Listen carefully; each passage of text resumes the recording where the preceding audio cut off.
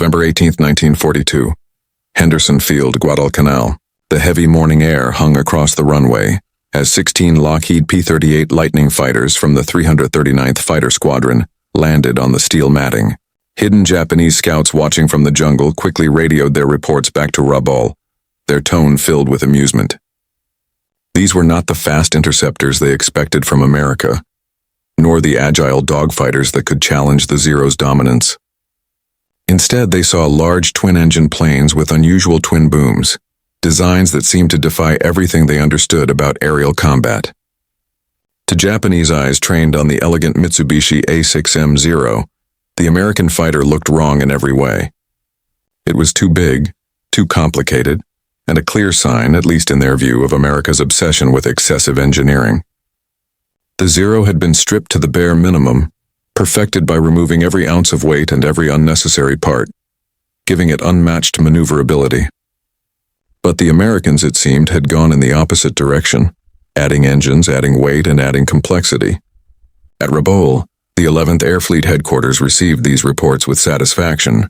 To them, the observations only confirmed what they had believed since Pearl Harbor, that Americans relied on material excess because they lacked the warrior spirit that made Japanese pilots superior. What no one realized that day was that these awkward fighters would soon reshape Japanese naval aviation forever. Within 5 months, one mission would dismantle every assumption they held, rewriting the rules of air superiority. Victory would no longer depend on turning duels but on long-range, high-precision strikes, the kind of operation that would ultimately bring down their most irreplaceable leader. The story had begun earlier in August 1942, when Japanese intelligence first reported sightings of these unusual American fighters in the Aleutian Islands. On August 9, 1942, 2 P-38s from the 343rd Fighter Group intercepted and destroyed 2 Japanese Kawanishi H-6K flying boats. These were the first Japanese aircraft lost to the Lightning. Yet at the time, the engagement in the remote fog-covered Aleutians seemed like a sideshow, far removed from the main battles. By September 1942, Japanese intelligence released its first formal evaluation. The assessment echoed overconfidence, describing the twin-engine design as a symbol of America's preference for mechanical complexity over real combat effectiveness. It predicted the aircraft would perform poorly against Japanese fighters in any dogfight that required maneuverability. Among those reviewing this report was Commander Minoru Genda, the tactical mind behind the Pearl Harbor attack. In official records, he dismissed the P-38, noting that every extra component is another point of failure. To him, the Zero reflected the warrior's principle of achieving maximum results with minimum material, while the American design represented the opposite approach. Early encounters seemed to reinforce Japanese confidence. When P-38s began flying from Guadalcanal in November 1942, Japanese pilots noted that the Americans often avoided classic turning fights. This reluctance was misread as fear rather than a deliberate tactic. But the first cracks in Japanese certainty appeared quickly. On November 18, 1942, during escort duty for B-17 bombers, P-38 pilots from the 339th Fighter Squadron claimed 3 Japanese aircraft destroyed. The number was small, but the way it happened was different. The Lightnings refused to be lured into dogfights, instead striking from altitude in fast diving passes. The real shock came weeks later. On December 27, 1942, 12 P-38s from the 39th Fighter Squadron clashed with Japanese forces over Dobadura, New Guinea. This fight was brief but decisive. Using altitude and speed, the P-38s cut through the Japanese formation, destroying multiple planes while suffering minimal losses. Captured records from the Japanese Navy's 4th Air Group later revealed growing alarm. One entry read, December 1942, the twin-engine fighters appear over our bases at heights we cannot reach. When we climb to intercept, they dive through our formations with great speed, fire, and climb away before we can react. The most unsettling realization for Japanese pilots was that the P-38 seemed immune to the Zero's traditional advantages. Its legendary maneuverability, the very trait that had ruled the skies since the war in China, was suddenly irrelevant against an enemy that refused to fight on their terms. Despite these signs, intelligence assessments continued to underestimate the Lightning. In January 1943, a revised report distributed to fighter units still concluded that the Lockheed twin-engine fighter represents American industrial philosophy rather than combat performance. It estimated a maximum speed of 350 mph, a ceiling of 30,000 feet, and a range of only 500 to 600 miles. Pilots were advised to drag the aircraft into close-range engagements, where Japanese superiority would be absolute. The reality could not have been more different. The new P-38G models now in the Pacific reached 400 mph in level flight, climbed to 40,000 feet, and with drop tanks, could strike targets more than 1,000 miles away. Armed with 4 50 caliber machine guns and a 20 mm cannon all concentrated in the nose, they delivered devastating accuracy. By early 1943, American pilots had already developed tactics to exploit these advantages, rewriting the balance of power in the Pacific skies. Major John Mitchell, who would later command the mission against Yamamoto, was already sharpening tactics with the 339th Fighter Squadron. His rule for survival was straightforward: never give up the energy advantage by engaging the Japanese in turning dogfights. The Bismarck Sea Revelation, March 2nd to 4th, 1943. The Battle of the Bismarck Sea exposed what should have ended Japan's confidence. P-38s flew top cover as American and Australian bombers destroyed a Japanese convoy trying to reinforce Leh. 8 transport ships and 4 destroyers went to the bottom. During the operation, the Lightning scored multiple air victories while keeping the bombers safe. Post-war Japanese survivor accounts revealed that the P-38s held their positions at altitudes the Zero escorts struggled to reach. When Japanese fighters finally climbed to the fight, they entered combat already at a disadvantage. The result was devastating, yet official Japanese reports explained the defeat as bad luck, outnumbered forces, and surprise, never admitting American aircraft or tactics had surpassed them. This denial would carry on until it was too late. The fatal miscalculation, April 1, 1943. Operation I-Go, Admiral Yamamoto's grand air offensive, launched from Rabaul. The plan was meant to crush Allied air power in the Solomons and remind both sides that Japan still held the advantage. Yamamoto personally oversaw the effort. Reports sent back to Tokyo painted a picture of overwhelming success. Dozens of American planes destroyed and several ships sunk.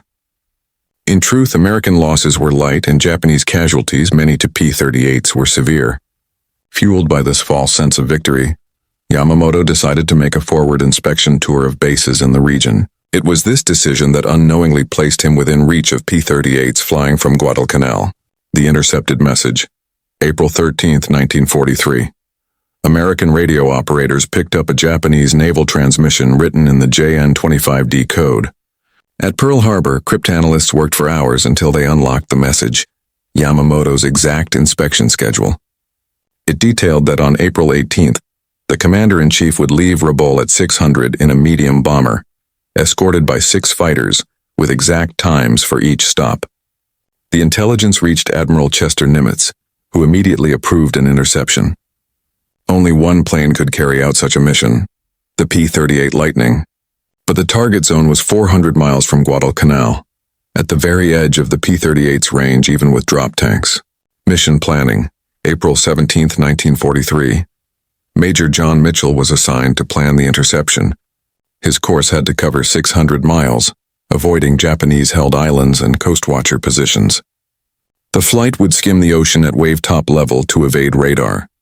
The strike force would include 18 P-38s, 4 in the killer section to attack the bombers, 12 to handle the Zero escorts, and 2 held in reserve. The killer flight consisted of Captain Thomas Lanphier, Jr., Lieutenant Rex Barber, Lieutenant Besby Holmes, and Lieutenant Raymond Hine. For Mitchell, the challenge was immense. Navigation had to be flawless, fuel management exact, and the attack completed in a matter of minutes with no chance for a second attempt. The interception, April 18, 1943. At 07:10 hours, 16 P-38s lifted off from Fighter 2 strip at Guadalcanal. 2 others were grounded with mechanical issues. The formation flew 2 hours and 20 minutes at just 50 feet above the waves. Radios silent, guided only by compass and clock. At Aero 934, Lieutenant Doug Canning spotted the Japanese formation right on schedule. 2 Mitsubishi G4M Betty bombers trailed by 6 Zero escorts. Mitchell's navigation had been perfect. The American fighters dropped their fuel tanks and climbed for the attack. What followed became one of the most studied air battles in history. Both Captain Lanfear and Lieutenant Barber later claimed credit for shooting down Yamamoto's plane, but post-war analysis and crash evidence point to Barber's guns delivering the fatal strike. The lead bomber's right engine erupted, its wings tore apart, and the aircraft carrying Admiral Yamamoto plunged into the jungles of Bougainville. The second bomber, carrying Vice Admiral Matome Ugaki, was also destroyed but crashed into the sea. Ugaki survived. Only one Lightning was lost. Lieutenant Raymond Hine, last seen with a 0 on his tail, vanishing out over the water. The shattering impact, April 18, 1943, 1400 hours Rabaul. When the surviving Japanese fighters returned and reported the ambush, Naval Headquarters refused to accept the news. It was unthinkable that Yamamoto could be gone. But a search the next day confirmed the truth. The wreckage was found, and Yamamoto's body, thrown clear of the bomber, showed he had been killed instantly by .50 caliber gunfire. The loss of Admiral Yamamoto sent shockwaves through the Japanese Navy. Yamamoto wasn't just a commander. He was the living symbol of Japan's naval strength. The fact that American forces could track him so precisely, strike at the exact time and place, and kill him on schedule, showed a level of intelligence work and planning the Japanese had never thought possible. Captain Watanabe, who led the recovery mission, recalled, "The Admiral was found still holding his ceremonial sword. He kept his dignity even in death, but the way the Americans appeared at exactly the right place and the right moment destroyed our confidence completely." The Intelligence Revolution. The successful ambush forced Japan's naval aviation to completely reassess the P-38. A new intelligence report issued on May 1, 1943, marked most urgent, admitted how badly earlier evaluations had underestimated the aircraft.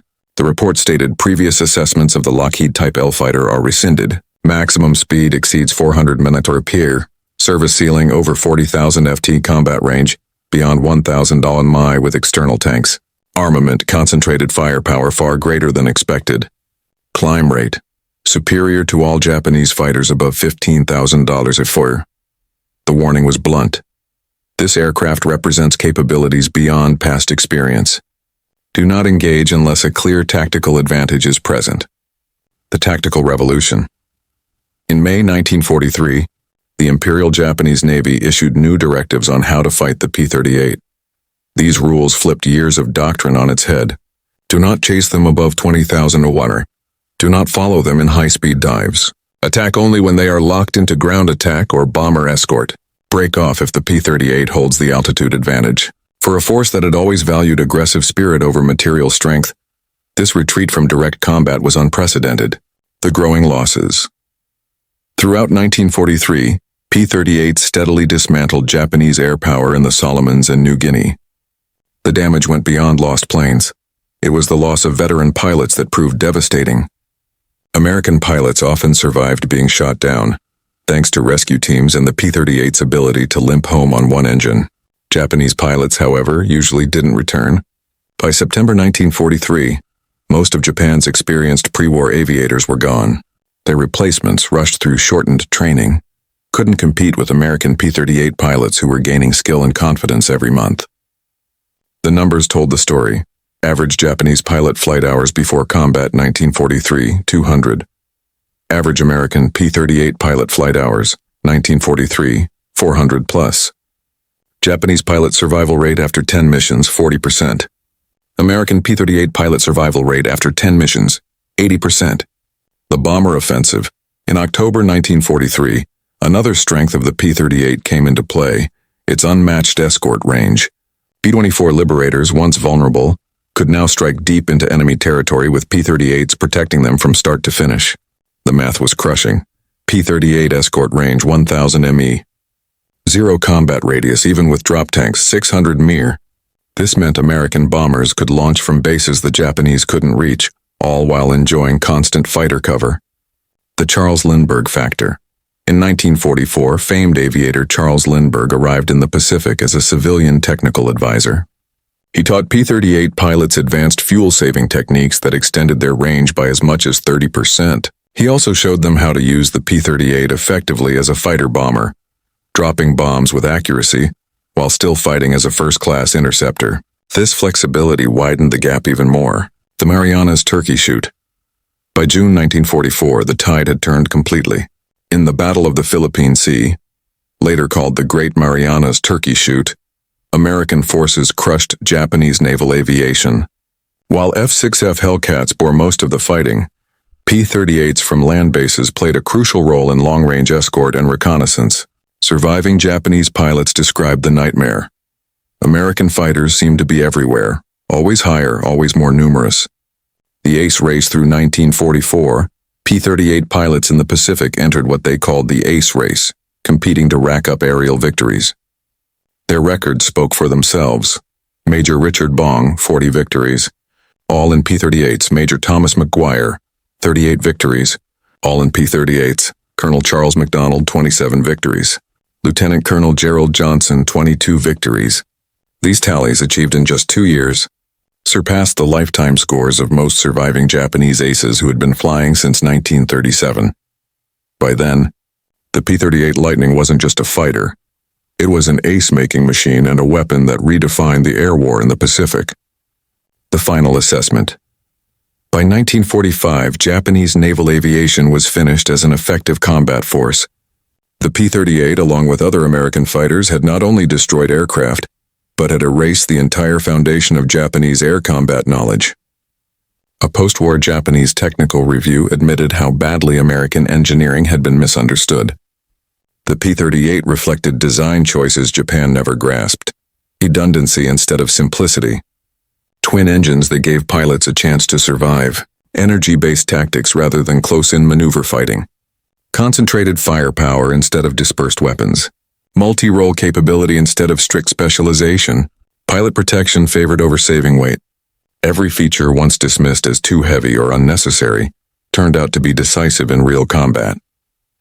The numbers that tell the story. The record of the P-38 in the Pacific was overwhelming.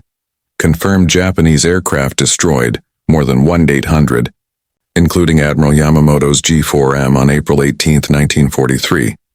Total production, 10,037 aircraft. Peak output, over 400 per month in 1944. Missions flown in the Pacific, more than 65,000. Roles performed: fighter sweep, bomber escort, ground attack, and reconnaissance. Average mission distance 600+ miles. The Yamamoto mission impact. Japanese post-war reports admitted the strike that killed Yamamoto was devastating. Morale collapsed, strategy was disrupted, and the message was clear: no leader was beyond American reach. The industrial reality production numbers made Japan's position hopeless. While Japan managed just 300 to 400 fighters of all types combined per month, Lockheed alone was producing more than 400 P-38s monthly at its peak. At the same time, America was also mass-producing P-51 Mustangs, P-47 Thunderbolts, F-6F Hellcats, and F-4U Corsairs. Even more important, U.S. assembly lines produced aircraft with consistent quality and steady improvements based on battlefield lessons. Japan, by contrast, relied on conscript labor and poor quality materials. As the war dragged on, Japanese aircraft grew weaker and less reliable. The pilot training catastrophe training differences sealed Japan's fate. By 1944, the American P-38 program included initial flight training, 200+ hours, advanced training, 100+ hours, P-38 specific training, 50+ hours, total before combat, 400+ hours. Japanese training in 1944 was far weaker. Total time before combat, 100 to 150 hours, sometimes less than 20 hours on the actual aircraft. No fuel for long training flights. Experienced instructors pulled out for frontline duty. The result was predictable. American P-38 pilots entered combat with strong training and joined squadrons filled with veterans who shared their knowledge. Japanese pilots arrived barely able to hold formation, and many died on their first mission. The strategic impact. The long range of the P-38 reshaped the Pacific War.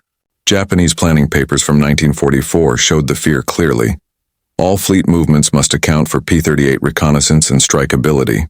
Daylight operations within range mean destruction. This restriction on mobility is intolerable. By late 1944, most of the Western Pacific lay under the shadow of the Lightning. Japan's Navy could no longer move freely in daylight. The technology gap. With the arrival of the P-38J and P-38L, earlier issues were solved. Stronger engines, hydraulically boosted ailerons, improved cockpit heating, and dive brakes gave the Lightning superiority across the board. Meanwhile, Japan was stuck.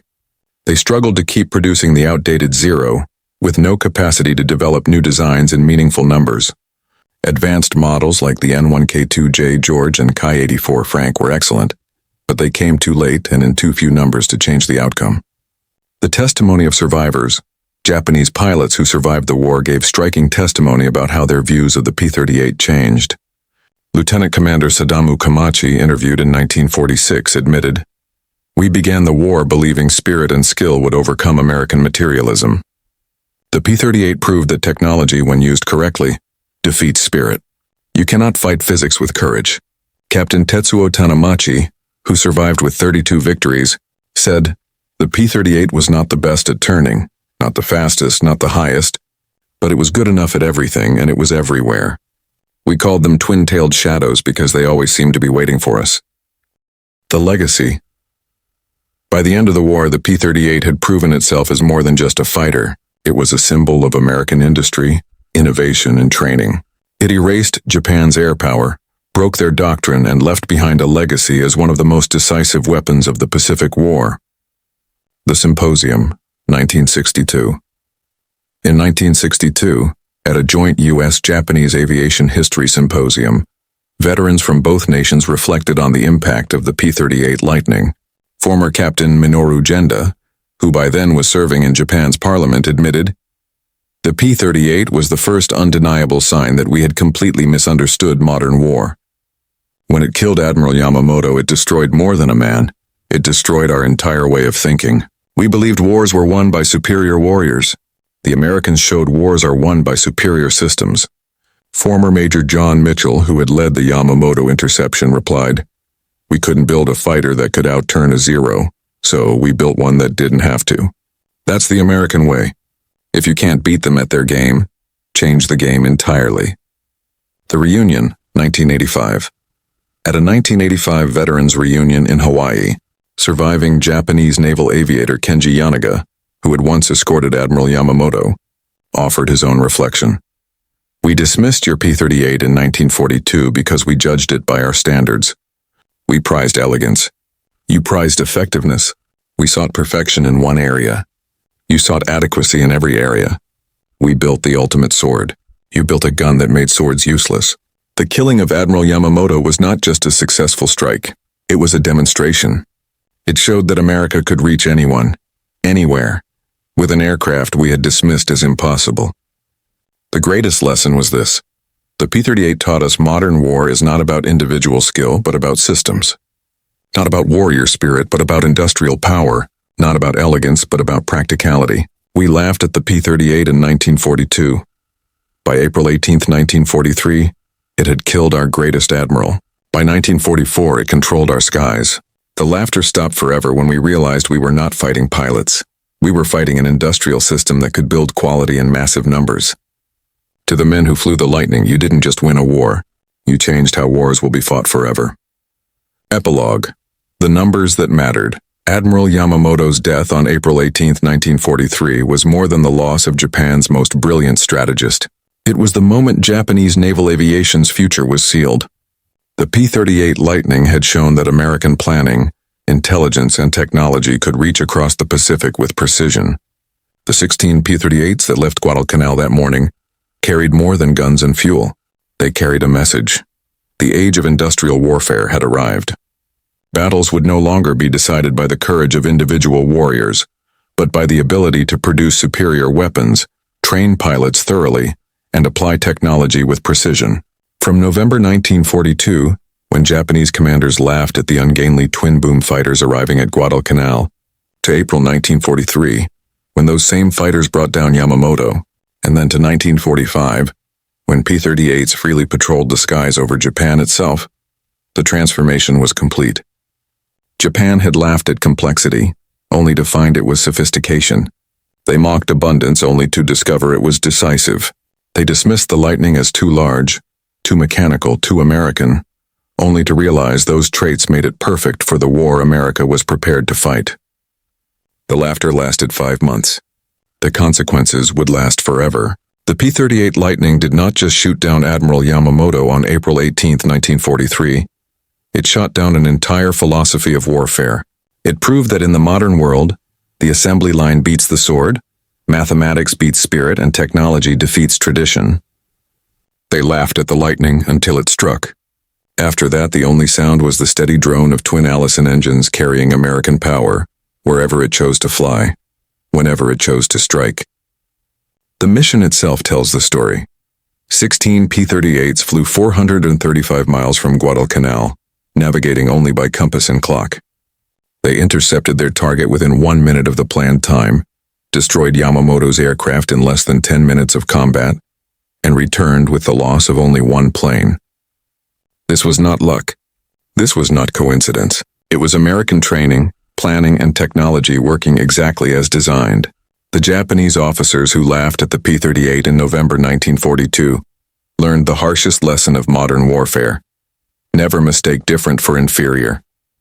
Never confuse complexity with weakness, and never laugh at the future when it comes roaring in on twin engines armed with American firepower. The P-38 Lightning had the last laugh, and it echoed across the Pacific until the rising sun finally set on August 15, 1945.